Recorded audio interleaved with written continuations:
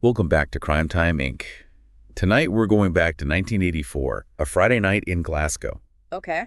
Mary McLaughlin. Uh-huh. She's a lively 58-year-old mother of 11 kids. Wow. 11 kids. Yeah, she's at her local pub that night, just enjoying herself, playing dominoes with friends, Sounds like a good time. Yeah, having a good time. Yeah.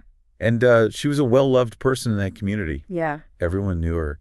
She was really warm and trusting. Yeah, it sounds like she was really enjoying life. Oh, absolutely. Family, her friends, everything. Yeah. Yeah. But later that night, Uh-oh. things took a very dark turn. Okay. So she left the pub to go home and stopped by a chip shop on the way. Right. This is around 10:45 p.m., and that's the last time anyone saw her alive. It was 6 days later that her son, Martin, Okay. made a horrible discovery. Oh, no. Yeah, he found his mother dead in her flat. Oh, gosh, that's awful. It's awful. So what the initial investigation show about how she died? Well, the scene was pretty grim. Mary had been strangled with the cord from her own dressing gown. Oh, wow. The police obviously launched a big investigation, interviewing people, searching for clues, anything that could lead them to whoever did this. But there are a lot of roadblocks right from the start. Like what kind of roadblocks? Well, one of the biggest problems was that the community just wasn't talking to the police. Really? Yeah, there was this wall of silence, and it made it really hard to get any solid info or find witnesses. So basically they were hitting a dead end. Pretty much. And on top of that, the forensic technology back then, it wasn't what it is today. Right. So they didn't have all the fancy DNA testing that we hear about now. No, not at all. Back in 1984, it was mainly fingerprints, blood typing, and relying on witnesses. DNA analysis was in its very early stages, and it wasn't really used in investigations like this. So you've got a community that's not talking and limited forensic tools. It's no wonder the investigation went cold. Sadly, that's exactly what happened. Despite all their efforts, the police just couldn't find any strong leads or suspects.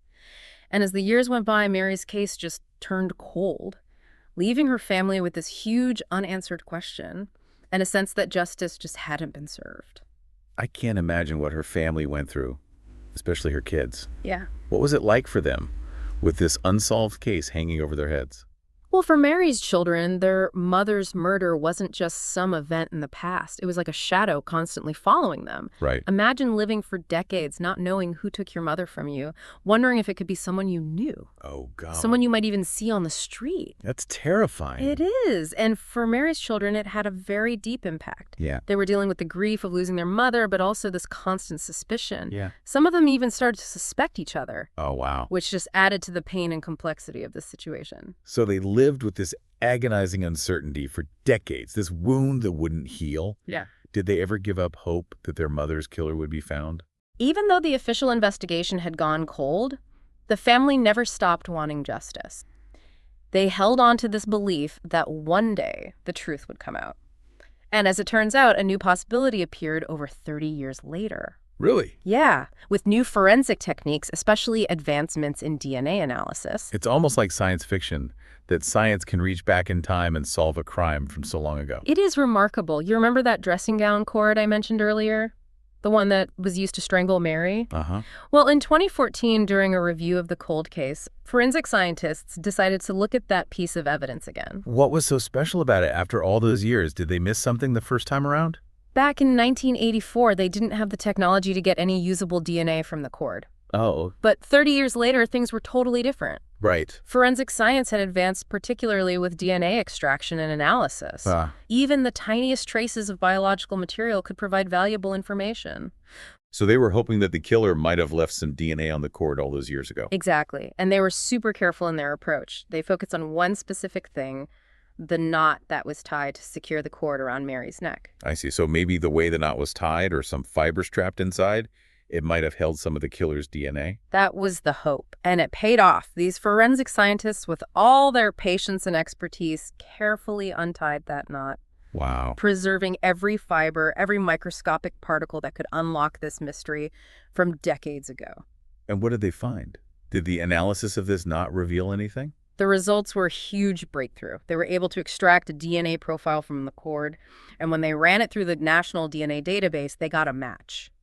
The DNA matched a man named McGill, and here's the chilling part. He already had a conviction for a violent crime. Hold on. So they found a DNA match, but this McGill already had a criminal record.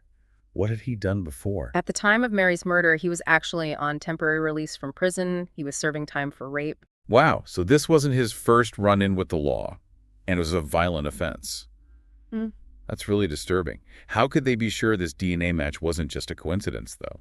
Well, the DNA evidence linking McGill to the cord used to strangle Mary was incredibly strong. Okay. The chance that it belonged to someone else was astronomically low. Wow. But there's more. As investigators dug into McGill's past, they found something else that connected him to Mary's murder. What else did they find that pointed to his guilt? Years later, McGill's ex-wife came forward with a shocking story. Okay. She revealed that McGill had confessed to her years before that he had killed a woman. He told her he did it because he wanted to know what it felt like. That's chilling. To talk about taking a life so casually like that, it's really unsettling. Uh-huh. Why would his ex-wife wait so long to come forward with this, though? It's a tough question to answer. It's possible she was scared of him, especially if he had been violent or threatened her in the past. Right. Or maybe she was struggling with her own guilt about knowing this and not speaking up sooner. Yeah, I can see that. So with her testimony and the DNA evidence, they had a really strong case against Graham McGill. Yeah. What happened next? Did they finally confront him? They did. In 2019, 35 years after Mary McLaughlin was murdered in her own home, Graham McGill was finally arrested and charged with her murder. That must have been a huge moment for her family.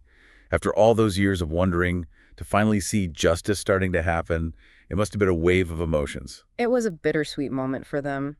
But the fight for justice wasn't over yet. They still had to go through the whole trial, which meant reliving those painful memories and facing the man who had torn their lives apart. And how did McGill react after all those years of living a seemingly normal life to suddenly be confronted with his past? Well, we'll get into that right after this. You were asking me about McGill's reaction to being arrested. Yeah, I mean, after all these years of seemingly living a normal life, to suddenly have to face his past, I imagine it was a shock. Well, according to the detective who arrested him, McGill was totally caught off guard when they came knocking. It's like he'd buried that part of his life, convinced that he'd gotten away with it. It just goes to show you can't escape your past forever. Exactly. And for McGill, that moment of reckoning had been a long time coming.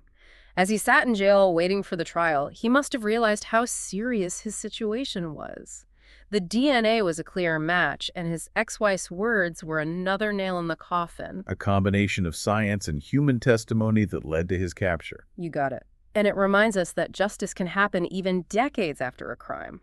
But while McGill's arrest brought some relief to Mary's family, it also meant they had to face a new challenge. What do you mean, the trial? Yeah. The legal system moves slowly, and this case was no exception. There were so many delays, a lot of them because of the pandemic, which threw everything off.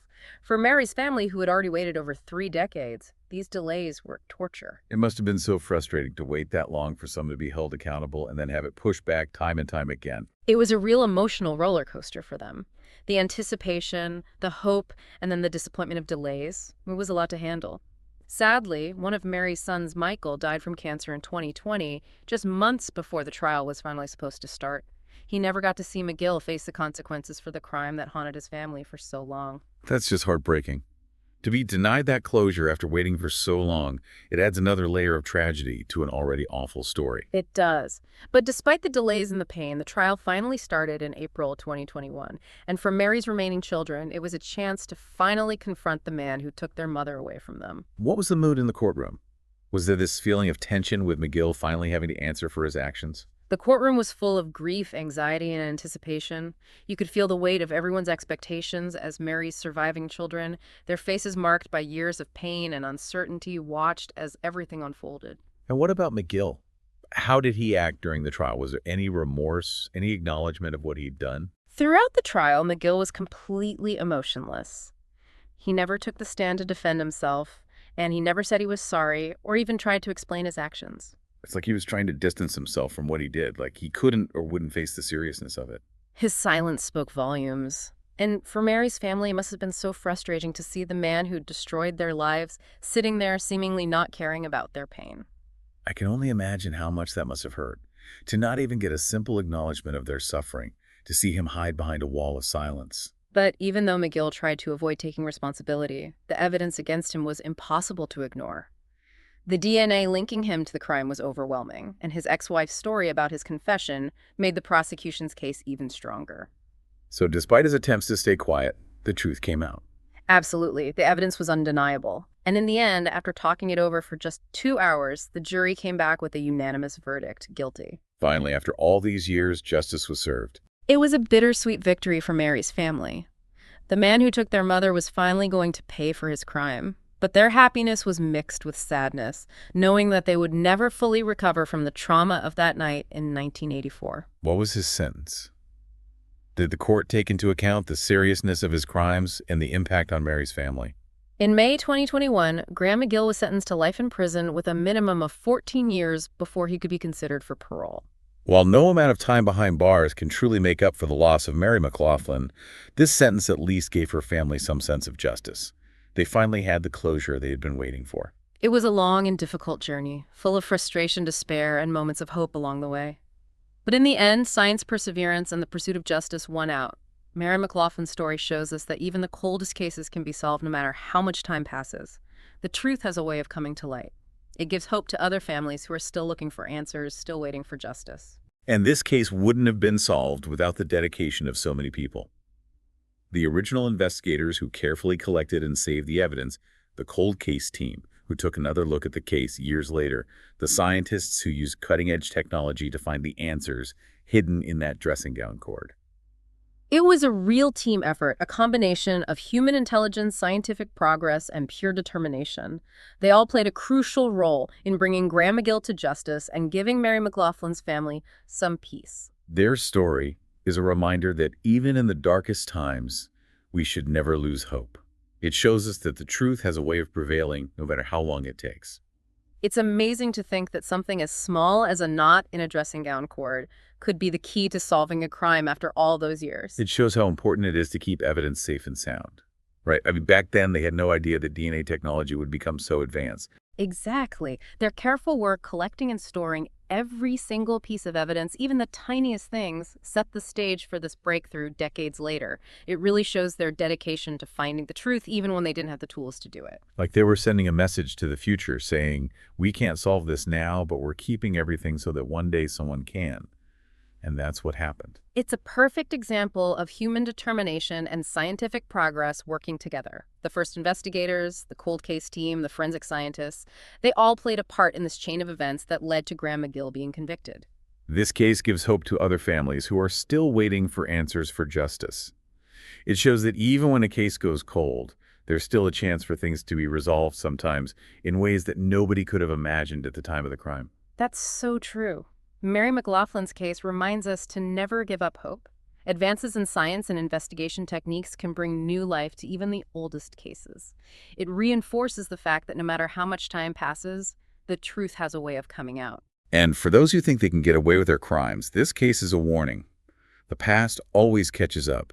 You might run from justice for a while, but it often finds a way to catch you in the end. Exactly. Mary McLaughlin's story is about resilience, determination, and the relentless pursuit of justice. It's a victory for her family, for the people who worked so hard to solve this crime, and for the idea that truth always wins no matter how long it takes. This is another case Simon was personally involved with, and he will discuss this case with Tom in their weekly review on Sunday. But in the meantime, tune in tomorrow for another great true crime episode.